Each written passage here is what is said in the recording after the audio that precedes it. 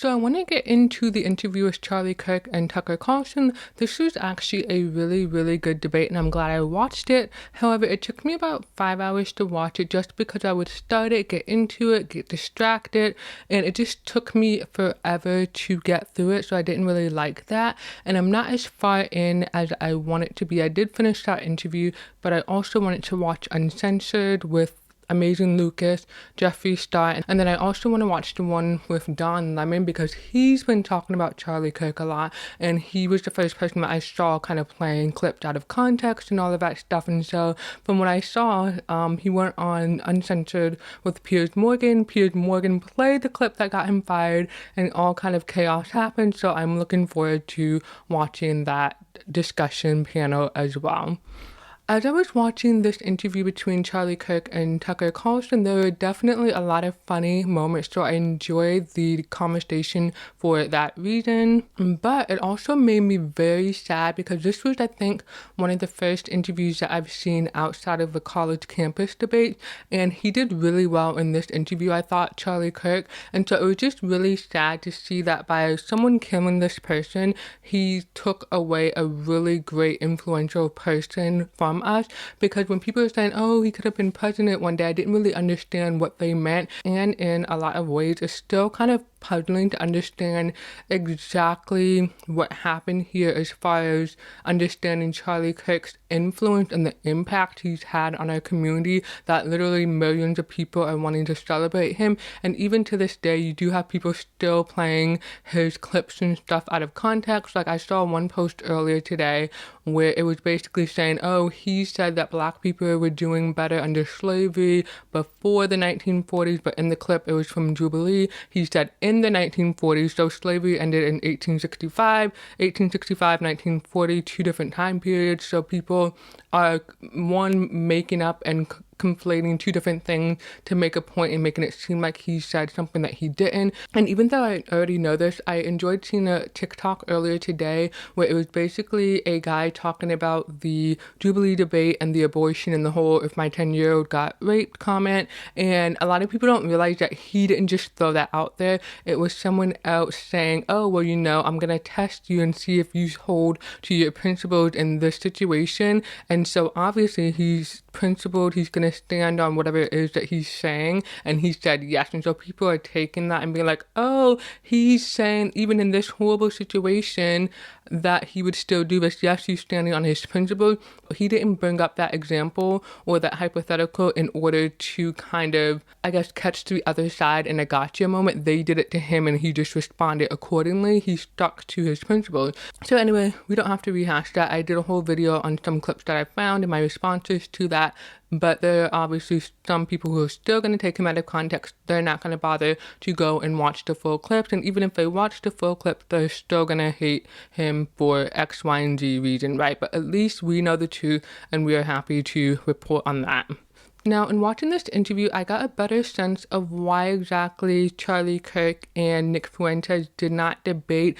They talk about a lot of the same topics, but they do it in a very different way to where I can see why, from Charlie Kirk's perspective, he wouldn't want to be bothered with anything that Nick is doing and all of that stuff. So they both have probably sabotaged each other in their own ways, but I can also see why Charlie Kirk wanted to keep his distance from Nick Fuentes, because the way that Nick talks about certain issues, there's a kind of racist element, or there's kind of this honesty, I guess, that is not flattering, that's not said in a way to help or to better things. It's just kind of like picking at the situation, or kind of being, not even being mean, but it's just being kind of discriminatory. Whereas with Charlie Kirk, when he brings up the issue, you can tell that it's coming from a caring place. And so these are two different completely people who are both young white men who are affected by the economy and politics in very different ways. And it's all about how they have approached the conversation and the topics and how they have platformed themselves and others. And so I can see why, just from this one interview and how Charlie Kirk talks to Tucker Carlson and everything that he's saying, that it just seems like they have two completely different worldviews that are never going to mesh, even though they probably talk about the same topics and have the same perspective. And so that was just my 2 cents on that. I don't know if you guys agree. Moving on, where we currently stand with Charlie Kirk. So we are waiting on Candace to provide some evidence, and I would also like to see them talk to the other donors and kind of clear up this picture of what happened in the Hamptons. It seems like we still, even though a lot of people have come out and said, hey, nothing bad happened here, I think there's still a lot of questions about what actually did happen, and so I don't feel like we've really gotten to the bottom of that. However, Candace did release one screenshot, and she responded on her show yesterday saying, hey, we were still in touch, and then a lot of people are pointing out like, hey, she was at a TPUSA event in 2024, and then Charlie Kirk also either tweeted her or reposted something that she said or whatever, so they were in touch. And then I think I don't know how long ago, maybe either late last night or early today, it is 4:11 right now, she posted a text message between her and Charlie Kirk, and a lot of people are reacting to that. So I'll add that screenshot to the screen. And what I want to point out is that I knew BB was lying about the letter in May because Charlie would message me his concerns about Israel and send me his tweets he published to that effect. So in this screenshot, she's showing a tweet that Charlie Kirk sent her. I tested this by sending it to myself, and so it looks weird because it's the same message sent twice. And so in this screenshot, one, you can see the tweet, and people were saying, oh, you cut off the tweet, but I sent the tweet that he posted to myself, and it looks the same, and it's cut off because the link is not going to show the whole tweet if this is a long tweet, right? And so it gets cut off, and so people are like, oh, you didn't post the whole tweet, but that's not her doing that. That's the system. People are acting as if she took a screenshot of the tweet and then cropped it, which is not the case. And then the other thing that I tested in sending this to myself, the great tweet is what she says in response to what he sent her, and then just above that you can see that Charlie Kirk sent her something out, and I don't know how much time had passed before that last message above Thursday, May 22nd at 11 a.m. How much time had passed before he started a new, not a new message with her, but kind of picked up the conversation again. And I thought that great tweet was kind of like just a dry response or whatever, so I found that funny. And I don't know if there's anything to that, but they're having this conversation about his tweet, which echoes what she is saying. Obviously, I would have liked if we saw more recent tweets than May 22nd because it's September, so obviously I would hope that you guys have had conversations since May. And the other thing that people are talking about is where it says new contact name Charlie Kirk update. And so if you have an iPhone, it does that when someone can basically create their own contact card on their iPhone. They can choose their picture and their name and I think a few other details. And when they have somebody else saved as their contact, I think you can change the setting, but you can basically push that information out to someone else who will then be able to basically update whatever they have in their contact card for you and make whatever you have their settings, if that makes sense. And so that's why it says that, because she has Charlie Kirk in her contact as something else. So maybe she has CK for Charlie Kirk, or she just has Charlie or something like that, and it's pushing how Charlie Kirk has himself set up in his phone basically to say, hey, do you want to update it to whatever he has, right? And so she hadn't done that, and that's why it says that. So it's not, people are speculating like, hey, is this somebody else's contact information and that's there, but I don't think that's the case. I think what's happening is the phone number is listed one way in her phone, and then Charlie Kirk has his contact information set up a certain way, and then it's pushing it to her phone to update it. I do want to go to the full tweet that he posted because I didn't really get the connection between the two names that he mentioned and then the whole free speech thing, but he's responding, I think, to Dave Smith, and I don't really understand the connection between what happened with the two people mentioned. They were shot, I think those were the two politicians who were shot before this Charlie Kirk situation happened. And then he goes on to talk about how there is basically in the UK, if you say something, you can get arrested. And so what Charlie Kirk is saying, hey, speech is not violent, only violence is violence. We can't kind of prosecute or go after people for what they say. We need to focus on people who actually commit acts of violence. What I wanted to add is because in this tweet he says, but I must push back against one thing. Oliver X, I see claims that some people have blood on their hands simply because they've made tweets attacking Benjamin Netanyahu, the Israel government, or the war in Gaza. No. So that is relevant to what she's saying about Israel because he's talking about people criticizing Israel. He's effectively saying like, no, these people should be able to criticize criticize Israel if they're not doing anything violent. We can't pretend like their words are violent, right? And so that does fit with what Candace is saying. So she is providing one proof that they're still in touch, and then proof that he is not necessarily he's not criticizing Israel directly in this tweet, but he's saying that people should be allowed to criticize Israel. So we can leave that there. Let me know what you guys think about that in the comment section. Going back to this interview with Tucker Carlson, it's very obvious from what Charlie Kirk was saying in some of his other content that I watched that basically, I guess, either his donors or other people connected to the Israel issue weren't listening to him when he was trying to come to them and say, hey, people are exhausted with this issue. We need to fix this. We need to do something. And then he's also having those same conversations with people within America and saying, hey, this younger generation, Gen Z, they're really struggling. We need to address it. And he's saying, I have the president's ear, but nobody in Congress is basically listening to me. And Tucker Carlson is really surprised by that. And I think that this echoes a lot of the frustration that we're seeing Charlie Kirk display in this moment, because he is really wanting to have his voice heard and get ahead of these issues, but people are making it difficult for him to do that. And so he's having to resort to certain ways in getting that message out there. So we can see that with the focus group. We can see that with him having the Dave Smith and the Josh Hammer conversation debate, and then also with him wanting to platform Tucker Carlson, even though they said, hey, take him off of the list or whatever.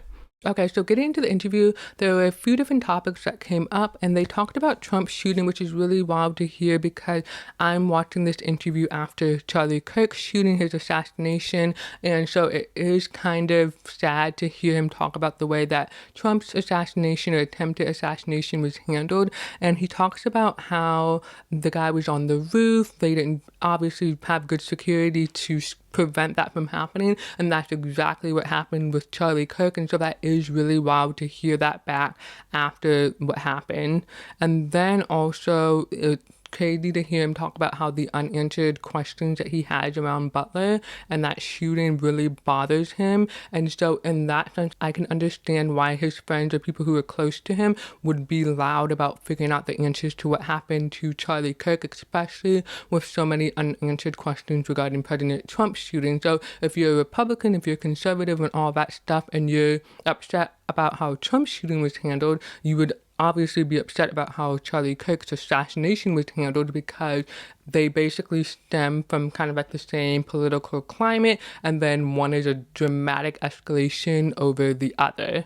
And what I thought was really crazy was because I think I've seen two kind of clips on this, and he's basically talking about how he gets death threats every day from the left. There was one where he was on his show and he was talking about, hey, something's gonna happen, someone's gonna get shot, we need to do something about this, blah blah blah. And then obviously not too long after that, he gets assassinated. And then there was another clip that I saw, I don't know what year it was from, but he looked much younger, so it may have been between 2019 and 2022 or something like that. And basically he was debating somebody. I saved the clip, if I can find it I'll add it, but he basically said, hey, we have to have armed bodyguards 24/7 because people are trying to kill us, and it's coming from the left. And so he echoed this and repeated this constant threat that they were under because of their political views. And someone should have done something about this a long time ago so that none of these shootings even had to happen. You should be able to debate and have conversations about your different opinions and ideas. You shouldn't have to resort to violence to make your point. So moving on to young voters, and I actually want to go back to something that I was saying in terms of Charlie Kirk and Nick Fuentes. I did have to step away for a little bit, and so I'm coming back to finish this recording, and I started to think about the differences really between Charlie Kirk and Nick Fuentes. And I think you could say that because there's 5 years apart, because he was 31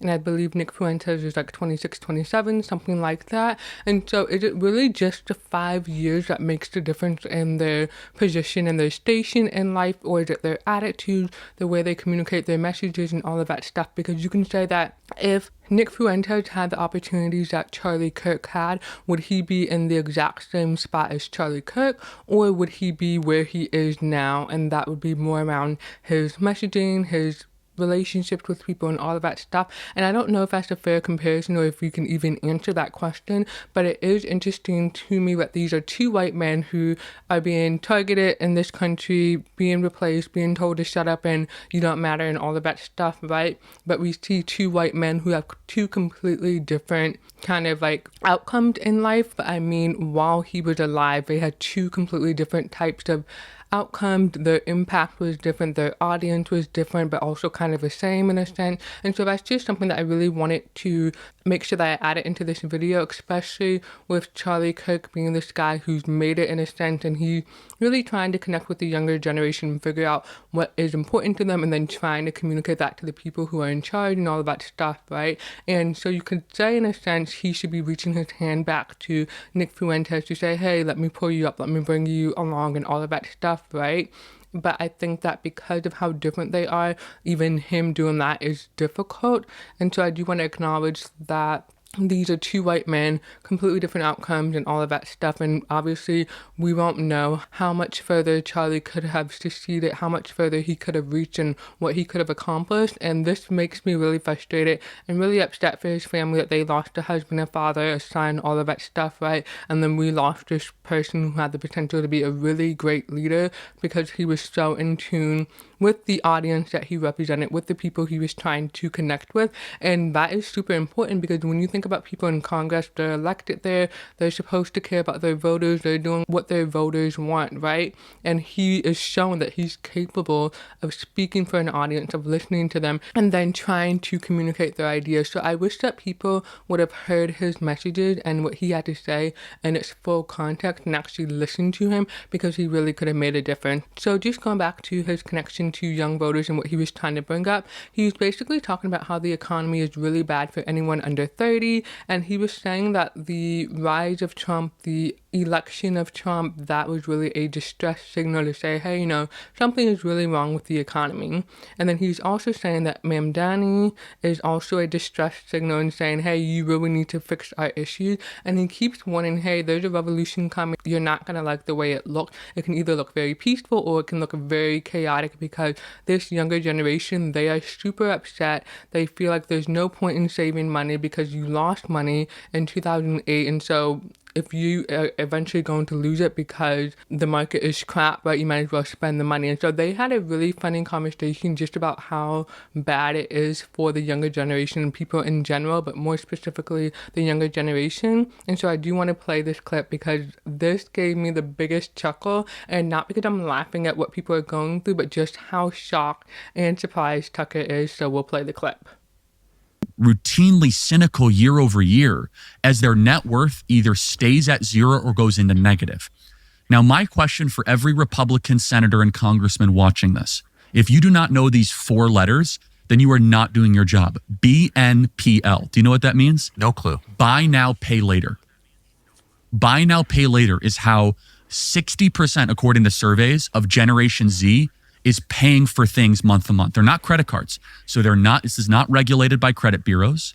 It's not regulated with credit checks. It's basically anything from Amazon to Instacart, groceries, clothing, furniture. You can finance anything. It's BNPL. It's run by three main companies, Klarna, Affirm, and Afterpay. And essentially you're 21, 22 years old. I do want to pause it here because I've heard of all three companies and I haven't really used them or looked into, I guess, what exactly they do and how they're set up. So I always just thought of this as another way to pay, but also kind of like something that helps you with your credit or just makes it easier for you to buy the things that you need to buy. But with the way that he's talking about it in this interview with Tucker, you can see kind of like how predatory it is, and then also how sad it is that you have to basically spend your life trying to pay back things you've already consumed, things you've already watched, visits you've already taken to the doctor, that you have to spend the rest of your life trying to pay that off because you want it to split things or you need it to split things into payments. So I think that is super interesting. You can split a pizza into 4 payments. Sounds great, right? This is the modern tech economy. Buy a pizza on credit? Yes. This made me laugh because he's like, buy a pizza on credit? Like, he is so shocked. Like, he can't understand why someone would do this, why it's allowed, and all of that stuff, or why it's needed, right? So he is just so shocked, and I stopped playing this just to have a good laugh and all of that stuff, because just how shocked he is, other people should be shocked that something like this needs to happen, right? And so I'm going to continue playing it, and you can actually see as he's processing it and what his actual feelings are. So It's happening now? You can go to Instacart right now, and either through Klarna, Affirm, or Afterpay. Those are the three big actors. These are non-credit regulated bureaus. Shut those fuckers down tomorrow. No, I'm serious. I'm so offended. Here's a depressing... I thought it was funny, like, I'm so offended. Shut those effers down tomorrow. So, like, he's understanding the gravity of the situation, and it makes you so frustrated, because I think throughout this interview, I don't have a clip on it, but Tucker's like, are people listening to you? I hope they're listening to you. And if you heard it the way that he tells Tucker, why would you not be listening to him? Like, maybe he could be exaggerating, whatever, right? Or maybe some details are off, maybe, right? But you should be so kind of intrigued by what he's saying and how it's impacting the younger generation, young voters, and you should want to look into it more. And so him saying, like, I'm trying to tell people they're not listening to me, that is really crazy and wild, because you have someone of his influence and who is reaching into so many different communities, especially now. You can see that literally, like, millions of people are upset and mourning his passing and what happened to him, and you can see now in a greater sense what his influence was and how many people he was reaching. And then to know that he couldn't reach Congress is kind of crazy, because all he was doing was just talking and telling his ideas, and if you didn't agree with it, okay, cool, whatever, right? But it's just kind of frustrating that the right people, well, obviously the right people did, because the people who are mourning him, who understand, like, hey, you're taking stuff that he said out of context. He was a great person. He had a lot of good ideas, that sort of thing, right? Even if you didn't agree with every single thing he said, you can agree that he was coming from a very principled place, and he did have a lot of good things to say. It's frustrating that the people who can actually make a difference in terms of their elected positions, whether it's Congress or the president, the vice president, that sort of thing, they weren't all listening to him. He did say that he had the president's ear, but those other people who could have listened to him more, I wonder if they are regretting that they didn't, just because now we can see the influence that he had. But I think now that we're seeing how deep and extensive his impact is, if I were in Congress, I'd be like, dang, we should have listened to him, because now who else is going to connect with the younger generation in this way? Because I saw that Destiny tried to do the same thing, and he got heckled, he got a lot of insults and all of that stuff just from the short clip that I saw. So it's not easy for you people to go into these college campuses and communities and have these conversations, draw a crowd, and then actually have people want to debate them and listen to them and all of that stuff, right? So who is going to do what Charlie Kirk did and the way that he did it and be as effective as he was? And so that's something that was super frustrating, but I did like this clip because it speaks to just the shock of Tucker to this situation being described, because again, he's not impacted by this, right? He's made his money, his kids are good, all of that stuff, right? And so he doesn't hear about the everyday teenagers or the everyday average American's life in this way, and Charlie is the one who is bringing this message to you, and then you don't even listen to him. That's pretty crazy. That's pretty wild. And so as a result of him telling Tucker this situation, like, hey, it's bad, they're frustrated, they're exhausted with Israel, they're exhausted with not being able to pay for stuff, the economy is really bad. And one thing that he said was that happy people, grateful people are not the ones who are revolting. It's the people who are upset and frustrated who are going to revolt, and how they revolt is going to be crazy. It's either going to be peaceful or it's going to be unpeaceful and crazy and chaotic, and you're going to wish that you listened to them when you had the chance to do so. And so it will be very interesting to see what happens over the next 5-10 years and how people react, especially as more people are learning about Charlie Kirk and his ideas, and how basically the people who could have really made a difference did not listen to him the way that he should have. And so that's just super interesting to me. And then he also talked about this idea of a nation of strangers. So this is people who are living in the same country. There's nothing that really unites us all. We're all working our jobs. We're all taking care of our families, but we have different values. We have different religions and all of that stuff. And with the economy, which should be the thing that unites us, we're all here for the American dream and all of that stuff. With the economy not being great, with people not being able to afford the basic necessities and all of that stuff, it just creates a culture of resentment and bitterness to where it's very difficult for people to come together on top of the race tension, on top of all of these left and right debates and all of that stuff, right? There's just more divide and not very much just bringing us together.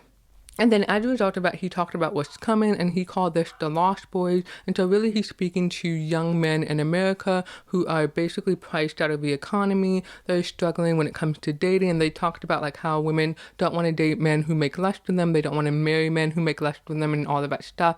They talked about how women usually don't date men that are smaller than them because they want a man who's bigger and can protect them when they're vulnerable and all of that stuff. And so he's just talking about these different examples of how men are priced out of the world or the country because of their economic situation and all of that stuff. And I think that is very powerful of him to say, because when you have young men who either aren't in the right jobs, they're going to college, but they're getting into these pink collar jobs, and we'll talk about that in a second, but he's talking about how these men don't have anything to strive for. It affects their dating life, and then as a result, they don't participate in the country, the culture, and all of that stuff, and so they're just off to the side, off in the basement doing whatever and not really invested in anything. And so as a result of us telling people, hey, go to college, study these fields, he was talking about how, I think he said the number was 500,000 jobs are needed for electricians, but when you send people to colleges to study kind of majors that don't really have a direct impact on the economy as far as jobs that are blue collar and absolutely need it, he's talking about how we don't have the people to fill those jobs. That's why you bring in immigrants and all of that stuff. And he talked about how it's like the upper middle class or whatever people that don't want to tell their friends like, hey, you know, my son or whatever is in construction, and we do have jobs that are available where these young men are needed, but they're not being pushed in those directions because of one, pride, that's not the type of work we want to do, the economy's not great, and then just feeling shut out and not wanting to participate and better their lives. And one thing they talked about in terms of jobs was pink collar jobs, and I thought it was so funny because he's talking about how these pink collar jobs are jobs for women who are not moms. So they're taking on this job and they're acting like a mom, and then on the flip side, men don't want to work these pink collar jobs. He was saying that men don't want to be HR managers. They don't want to have to, like, not necessarily enforce the rules, but they just don't want to have to, I guess, micromanage everything the way that a woman would in her household, I assume. And so it was just interesting how he was talking about how the economy and the culture has been feminized. And I thought it was funny because Tucker, when he was talking about that, he's like, that's not just women's empowerment or whatever. And so he didn't understand some of the stuff that Charlie Kirk was bringing up in this interview, and I thought that was super interesting because he has so much information and so much knowledge, and the right people are not listening to him, like outside of his audience and the people he's really trying to reach. The other group that he's reaching is people who are policymakers and all of that stuff. They're not listening to him, and this was a huge missed opportunity to really address the needs of the younger generation. So let's go ahead and play this clip on pink collar jobs. Thankfully, we're finally pushing back on DEI, but a young man doesn't want to go be an HR manager. I mean, they would rather go to a WNBA game than be an HR manager. I mean, it's that's a strong thing to say. it's a coin toss. But I don't think they're allowed to be HR managers, are they? No, but that's a straight man. No, of course not. And so the entire economy, the push, the thrust the last decade has been. The growth has been in what we call pink collar jobs that men would rather sit at home and kind of just be, you know, slovenly than be caught doing, because it's just so demeaning to how we as men are wired. They're not about creation or risk taking or value proposition or, you know, boundary pushing. They're kind of about, well, here are the rules and the norms and we must enforce them. By the way, there is a rule. They're mom jobs. Exactly. And you know why they're mom jobs? Because these women aren't moms. Okay, now I think we need a militia, but whatever. Okay, now this is no, because you think about it. Yeah, I have thought about it, but I haven't. No, but I haven't thought about it as deeply as you thought.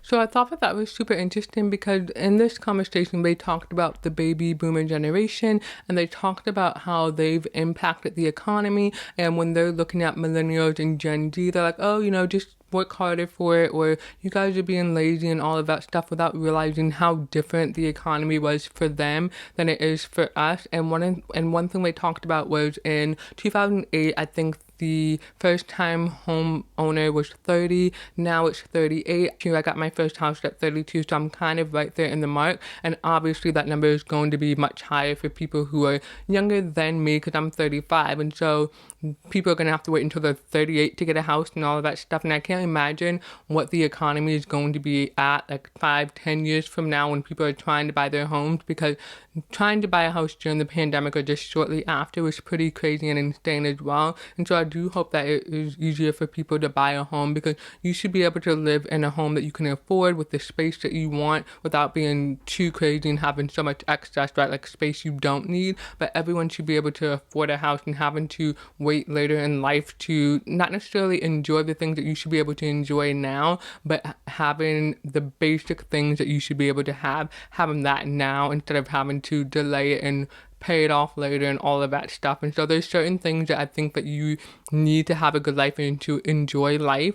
And then there's other things that are kind of luxury items, like owning a home shouldn't be a luxury item, right? So I just think it's super interesting, the conversation that they're having in terms of talking about the older generation, what they went through, and then how their actions have affected the younger generation. Because like with Social Security, you're putting your money into that, and then eventually the generation ahead of you and all that stuff, they take the money out. The generation after you, they're putting money in that pocket of money so that you can take it out when you need it, right? And so that's not really what's happening. The baby boomers, they were the last generation, so to speak, to really benefit from that system, and then they turn around and saying, hey, you just work harder, blah blah blah. And so that can be frustrating, because you have people really understanding that it's a completely different world now, it's a completely different climate, and we may not ever benefit the way that you have, but hopefully we can make it better for people who come after us.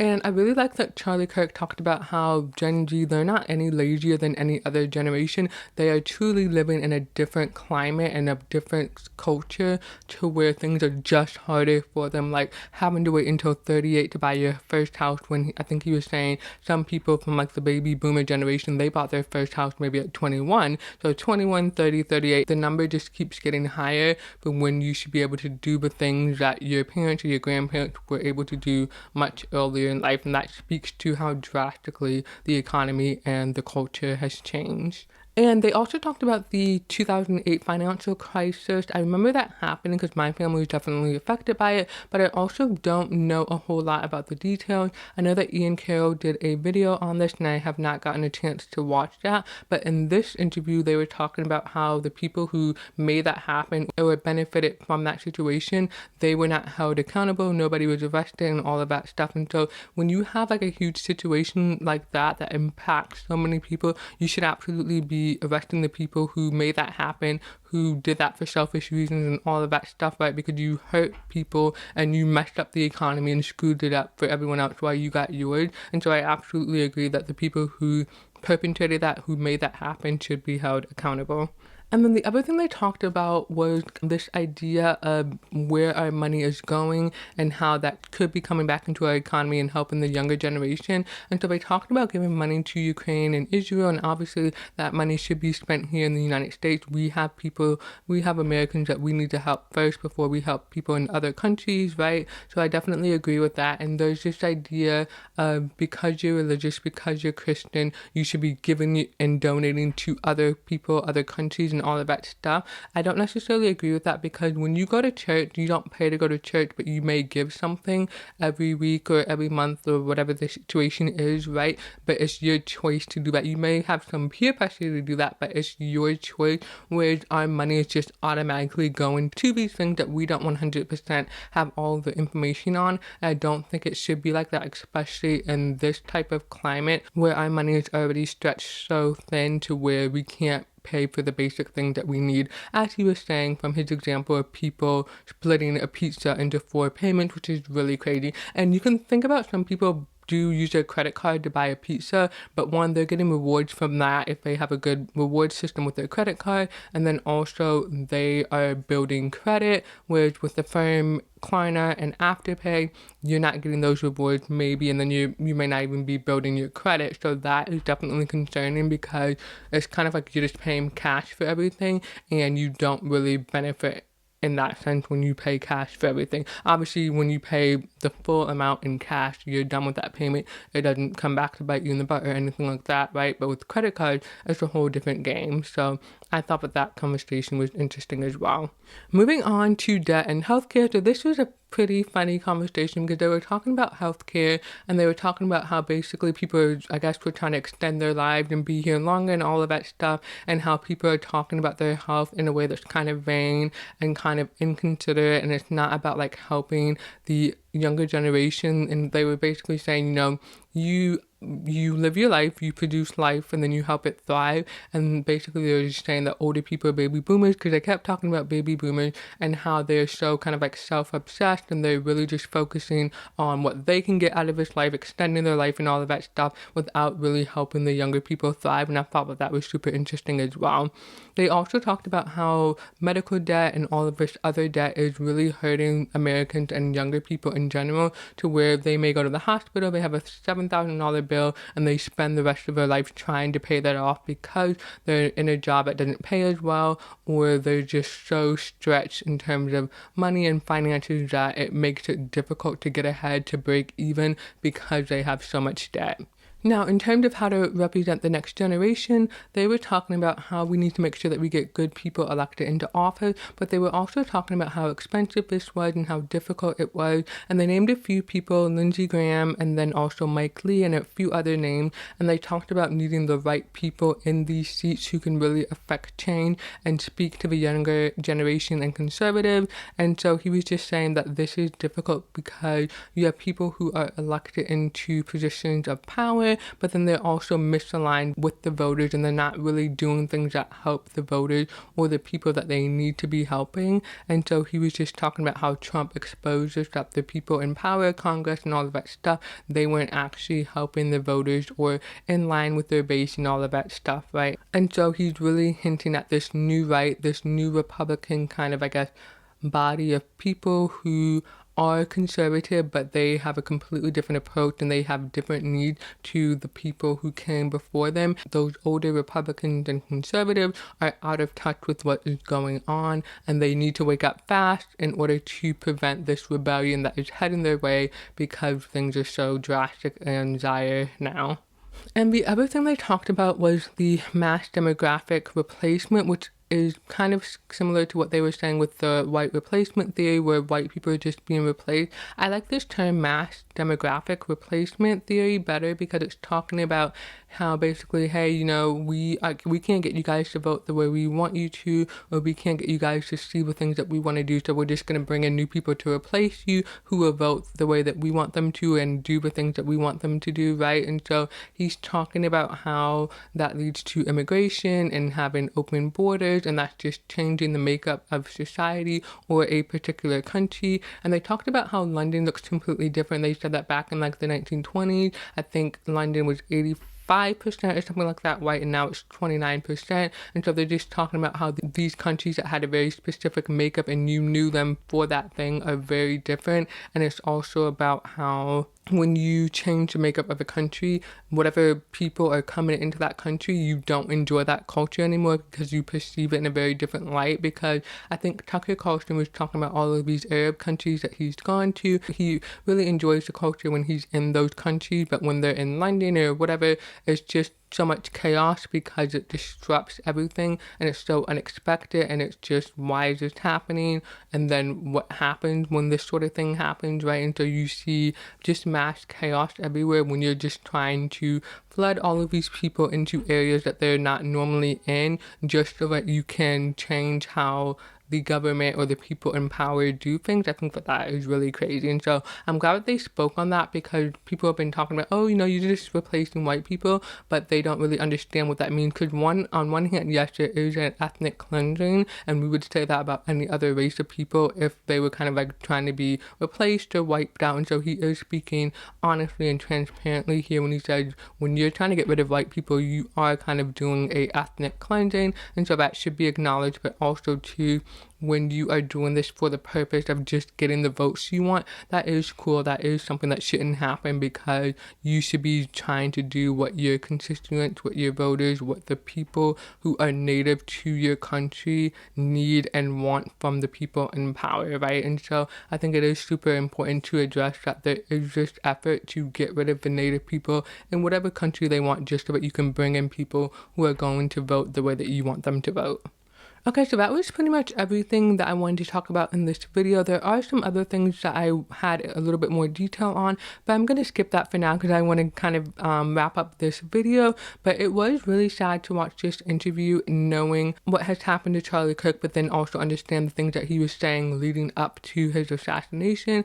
And so I do agree that yes, he was kind of speaking out and being very vocal about these things that were huge issues and concerns for him with Israel, with young voters, and I really wish that more people would listen to him, especially with how many people are hearing him out of context and not really understand the message that he was trying to communicate and how he was trying to help our country, our economy, and help the people here have better lives. And so I think that is super important, and I hope that a lot of people now, especially if you hear something that he said that's out of context, I hope you continue to go down the rabbit hole to figure out what else he said in its true context, so that you can actually understand his message, because it's been super fun going down the rabbit hole and watching Charlie Kirk content and just figuring out who he was and getting a better understanding of his message, and then coming on to talk about it, because I really do think that he's had a huge impact, and I wish that more people could have understood this and realized this when he was alive.